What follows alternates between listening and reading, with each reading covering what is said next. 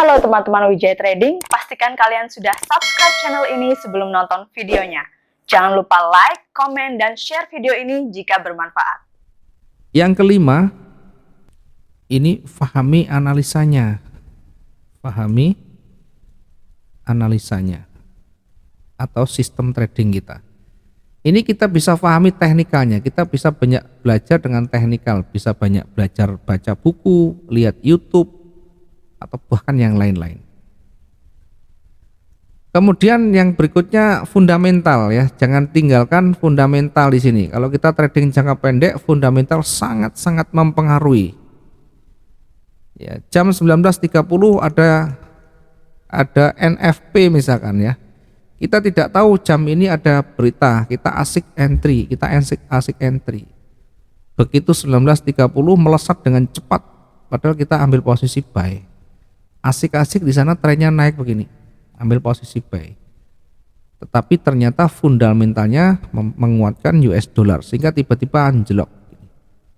Nah, kita kelabakan, modalnya bisa habis dalam waktu yang cepat kalau kita salah.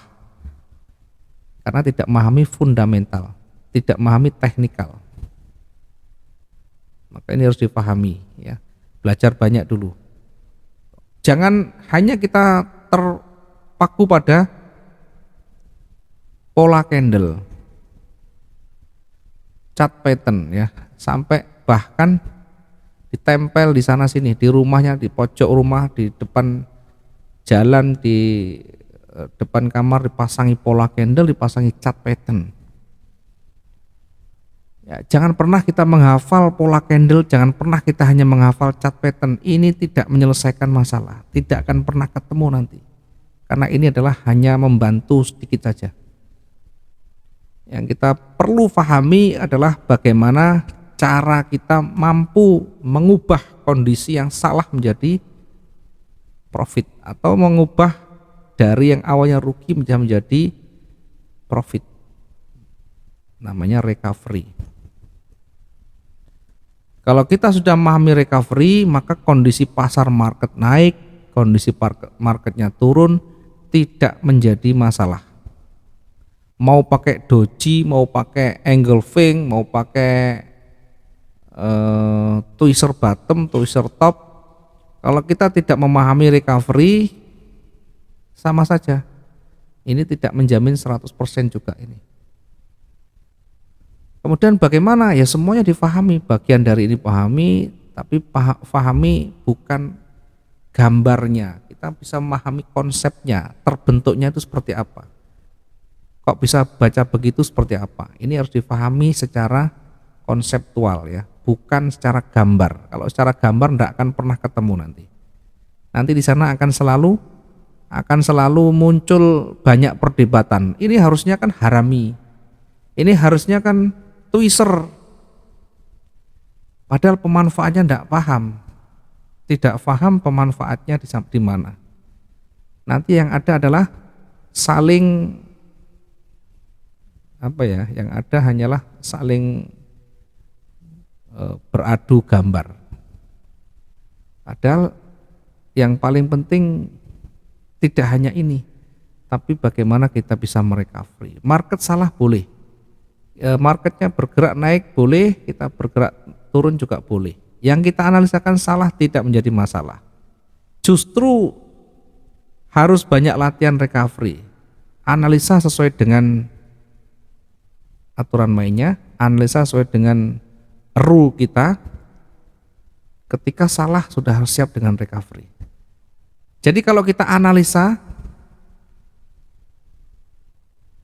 buy, marketnya naik, bukan prestasi, bukan kebanggaan.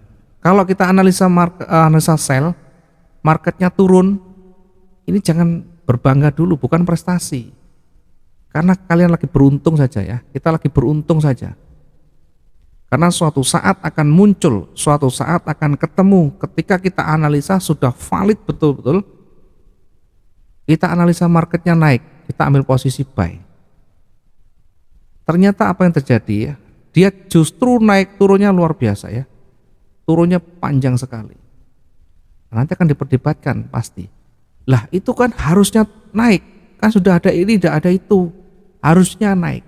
Ya harusnya naik kalau pasarnya punya nenek moyang kita, enggak apa-apa, dia akan nurut saja, kita cucunya. Tapi sayang sekali pasar ini bukan milik kita. Yang kita analisakan, sekali lagi kalau kita hanya berkutat pada analisa, pada teknikal, enggak pernah kan bertahan lama nanti.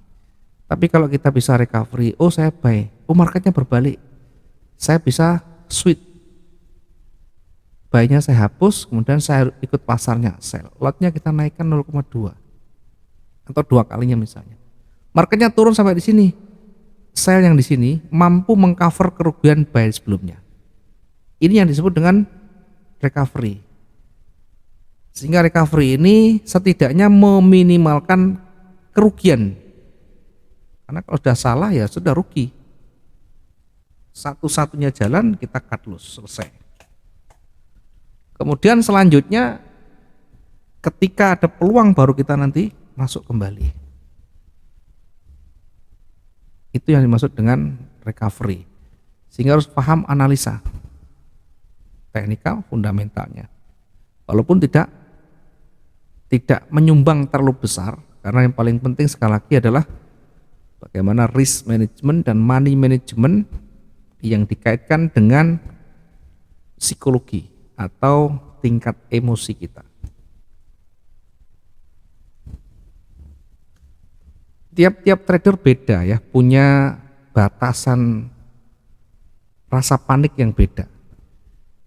Apa yang membedakan? Satu dari modal, yang kedua dari pengalaman, yang ketiga dari penguasaan.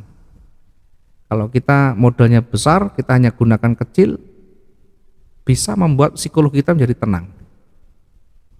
Tidak masalah, habis pun tidak masalah gitu ya.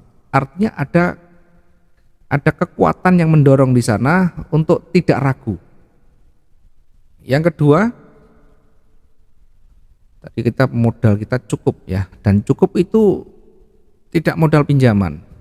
Kita hanya gunakan 10-20% dari dana kita.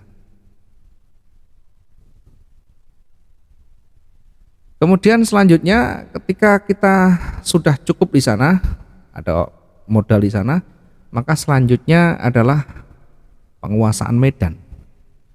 Baik penguasaan teknikal, fundamental. Kemudian selanjutnya adalah penguasaan pengendalian diri. Selagi ini belum bisa dilakukan dengan baik, ya tentu akan naik turun terus selamanya begitu. Kita bukan orang yang selalu profit yang besar-besar, enggak, yang prosentasenya tinggi-tinggi enggak, tetapi konsisten walaupun kecil. Konsisten bukan berarti setiap hari.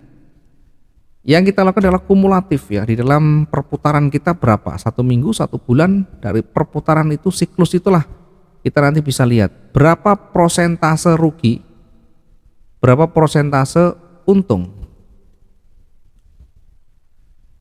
Kalau prosentase ini lebih besar untungnya, maka ini growing, maka ini bisa bertahan. Kalau dalam satu periode keuntungan lebih kecil dari kerugian, tentu ini menciptakan kebangkrutan. Nanti lama-lama akan jualan tanah, jualan rumah, dan jualan apa lagi enggak tahu. Ya mudah-mudahan tidak termasuk di dalamnya kita semuanya. Kemudian terakhir, pahami resiko ya. Yang terakhir, persiapan kita untuk masuk dunia trading, satu, harus paham resiko. Ya, di dalam trading tidak ada, apalagi trading online ya, tidak ada instrumen nyata ya, kasat mata yang kita punya. Beda kalau kita konvensional ya, kita beli emas batangan ya, misalkan pakai punyanya Antam 1 kilo, kita beli 1 kilo dengan harga 950 juta misalnya begini ya. Kemudian dengan harga ini, sorry ya, 1925 misalnya, titik 18, harganya ini.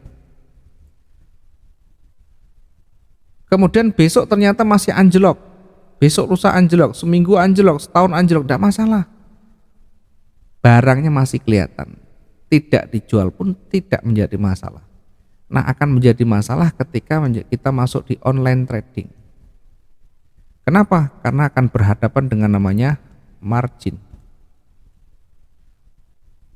Akan berhadapan dengan ketahanan. Tidak bisa kita seenaknya sendiri dengan entry terus, sementara dana kita tidak cukup mampu menahan ketahanan itu. Ya, jangan kita bersenang-senang ya, online ya bisa dari rumah bisa trading, tapi diingat kita ada batas ketahanan. Kalau dana kita pakai semuanya, ketahanan tipis, bahkan modal 2 miliar, ada yang begini yang minus sampai 1,5 miliar. Kemudian minta tolong di recovery ya, selalu begitu ya. Minta tolong di recovery, bagaimana saya recovery kalau kondisinya seperti ini. Kemudian sepanjang perjalanan ngapain saja dari 2 miliar kok sampai minus ini. Kenapa tidak dilakukan recovery? Kenapa di awal tidak cut loss dan sebagainya ya? Pertanyaan itu selalu kita sampaikan ya, kenapa terjadi seperti itu? Ada yang salah pasti. Tentu ketidakpahaman itulah yang menyebabkan mereka jatuh. Nah, ketidakpahaman itulah kenapa dia nekat gitu ya. Harusnya di awal kalau tidak paham ya jangan nekat. Hanya mungkin karena dilihat ada iming-iming yang pasti sudah pasti ada iming-iming besar. Saya tidak tahu iming-imingnya dari mana, dari media atau dari teman atau dari keluarga, tidak tahu ya. Mudah-mudahan tidak termasuk di dalamnya kita.